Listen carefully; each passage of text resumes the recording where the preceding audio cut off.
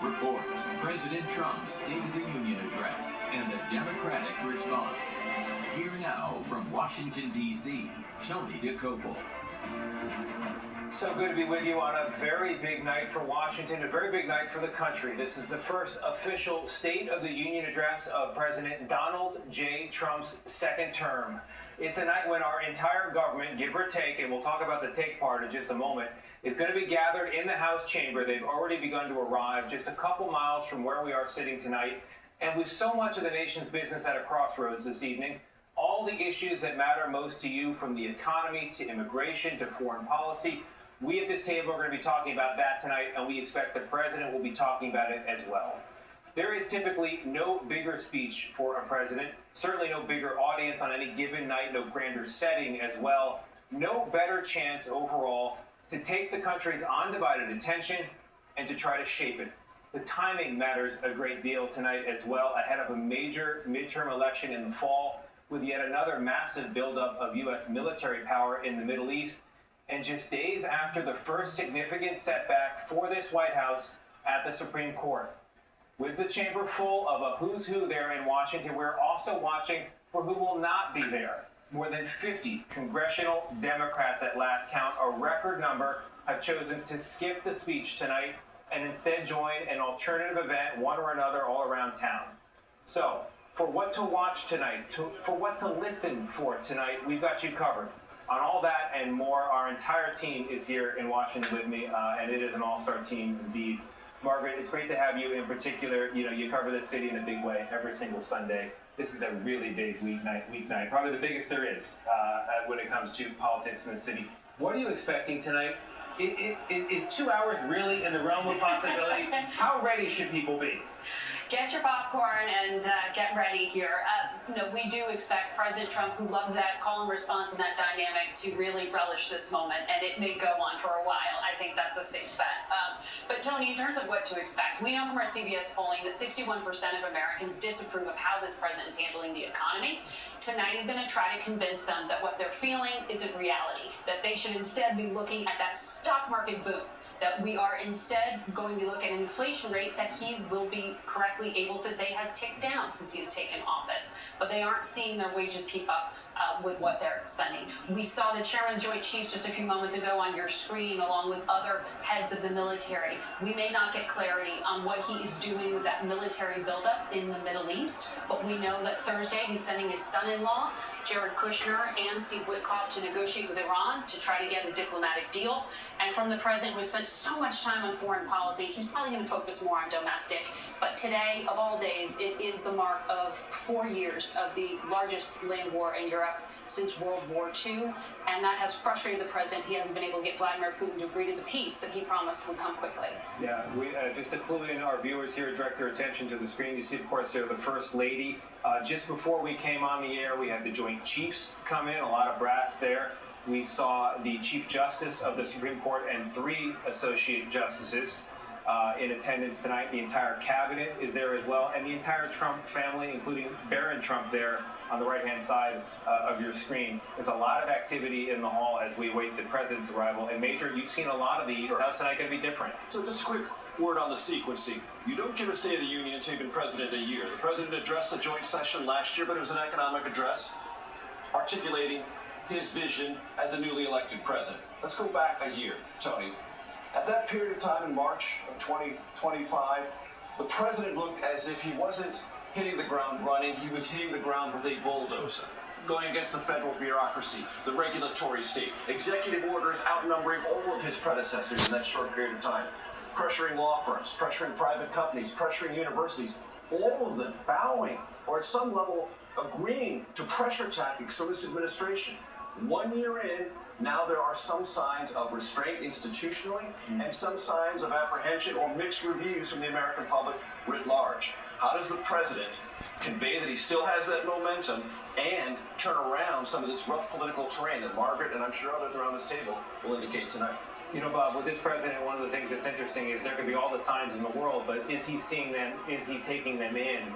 You spoke to him earlier today. What was his state of mind? When I was on Capitol Hill this week, Tony, so many House Republicans, Senate Republicans, they're nervous about the midterm elections. But when I called up President Trump, he was anything but. On the economy, he said, I've brought down prices. He made claims about affordability. He said he's taking on those economic issues. On immigration, he said he closed the border. He's done a great job. The most interesting thing he said to me was on Iran. He said, quote, we'll find out. He remains coy, as Margaret said, about what he's going to do with this situation that keeps unfolding in the Middle East. And there is a raging debate inside the Republican Party about what he should do. Should he intervene and have a military strike to try to take out any kind of development of Iran's nuclear program, or should he hold back? And people like Steve Bannon are telling me today his base is holding with him at the moment as he navigates this very difficult terrain.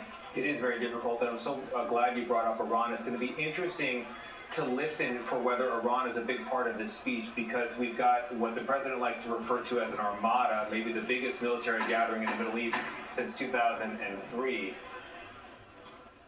We have the Sergeant at Arms there, William McFarland. Of the United States.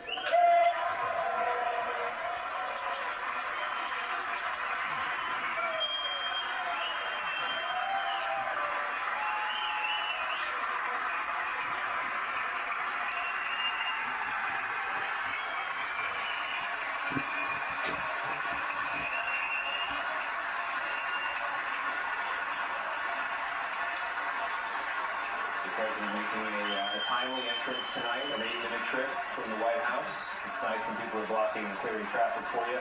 But now a lot of traffic in his way, because everybody at this particular moment wants to lean in from the aisle, shake a hand, have a little moment on camera, and share a word with the president on his big night. Major, you've seen a lot of this. The people sometimes line up for hours from this positioning. Is it still, I mean, you can tell something about a president, how it's going, based on how thick they're lined up there along the aisles, can you not? Yes and no. Clearly, the president loves to have those who are there early adoring him. Most of those are from the MAGA universe on both sides of the aisle. They will take some of the Democratic seats. But it has, over time, become a slightly less valuable picture, a less valuable handshake, because everyone's in on it now. Everyone knows that this is a moment, and moments that are manufactured have lost some of their viability in our memosphere and relentlessly internet devoured and criticized and dissected popular political culture. Yeah, Bob, you were saying earlier. These are the House Republicans who love President Trump. What we're all watching is what's going to happen in about a minute. He goes down that walkway, and he comes across the Supreme Court justices just ruled on tariffs.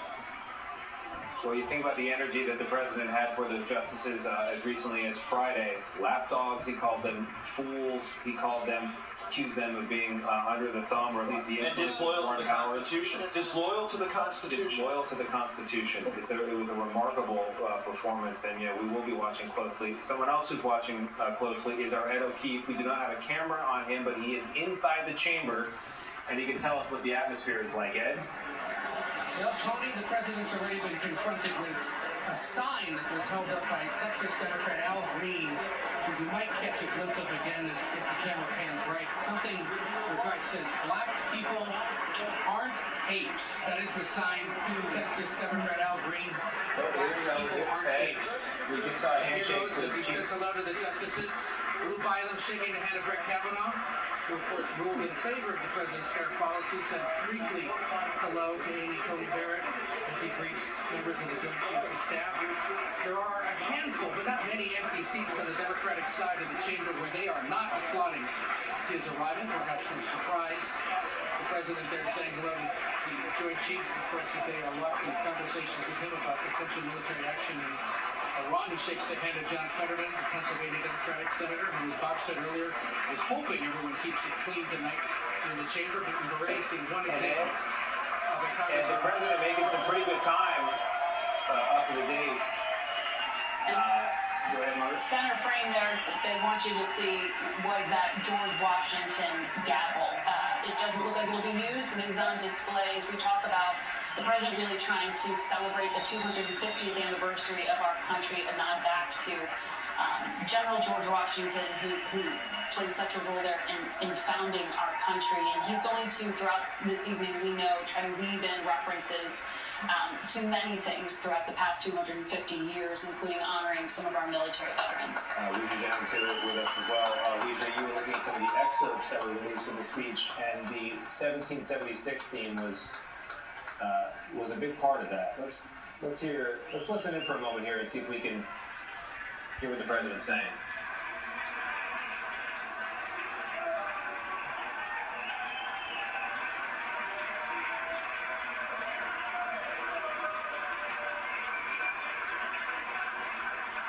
Wiafe, as a few more hands to shake, and of course those ceremonial copies of the speech will be handed back to Speaker Johnson and to Vice President Vance.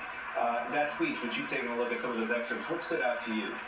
Well, he is going to talk about American history, Tony, but what stood out was how much he will focus on defending his policies, especially as it relates to the affordability issue. We know that he is going to talk about the things that his administration has done that he believes has made life easier for Americans in terms of paying bills and getting those ends met. And he's incredibly frustrated, Tony, that the American public does not receive that. Of the United States. And here we go, ladies and gentlemen. This thing kicked off in a timely fashion.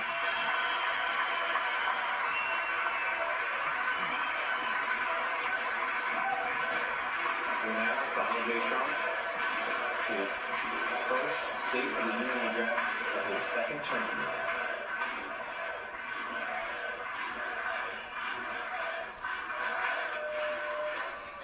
Well, thank you very much, everybody. It's really an honor. Speaker Johnson, Vice President Vance, First Lady of the United States.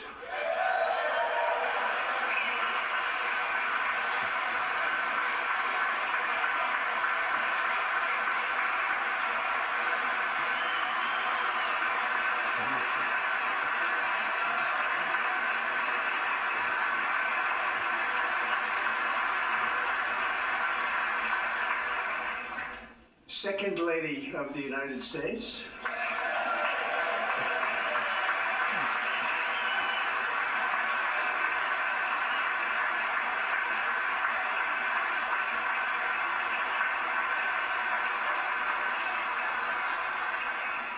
Members of Congress and my fellow Americans, our nation is back, bigger, better, richer, and stronger than ever before.